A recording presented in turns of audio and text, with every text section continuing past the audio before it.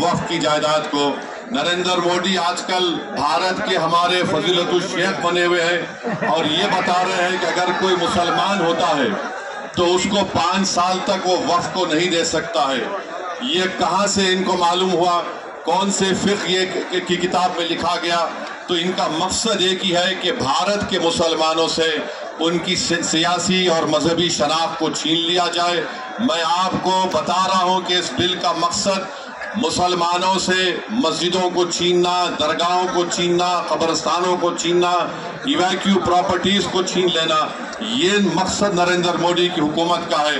और हम कॉशन कर रहे हैं चंद्रबाबू नायडू को, हमारे पासवान साहब को और नीतीश कुमार को, याद रखिए दुनिया जब तक कायम रहेगी, अगर आप इस वक्त नाजुक वक्त में इस बिल की तायीद करेंगे तो आपको मुसलमान कभी नहीं माफ करेगा, क्योंकि आपकी तायीद की वजह से ये बिल कानून बनेगा। इसलिए हम उनसे भी कह रहे हैं कि आप इस गैर अनकॉन्स्टिट्यूशनल बिल की तायीद मत करिए। हमारा मुतालबा सिर्फ यही है, अगर हिंदू धर्म की प्रॉपर्टीज में, मंदिरों में, सिखों के गुरुद्वारा में कोई गैर सिख या गैर हिंदू मेंबर नहीं बन सकता तो मुसलमान के इस वक्त में क्यों बन सकता है? तो ये तमाम चीजें हैं। हम उम्मीद करते हैं कि हुकूमत इसका नोटिस लेगी।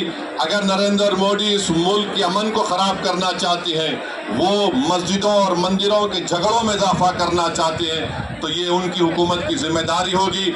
मैं यहाँ पर शुक्रिया अदा करना चाहूँगा हमारे जॉइंट वर्किंग कमेटी पार्लियामेंट के तमाम अरकान का, और ख़ास तौर से कल्याण बनर्जी साहब का, टीएमसी के राजा साहब का, डीएमके का, हमारे नासिर भाई का और मुहिबुल्लाह नदवी साहब का। हमने तमाम बड़ी कोशिशें की, हमने अपनी अपनी डिसेंट रिपोर्ट को दिया, और ये अनकॉन्स्टिट्यूशनल है।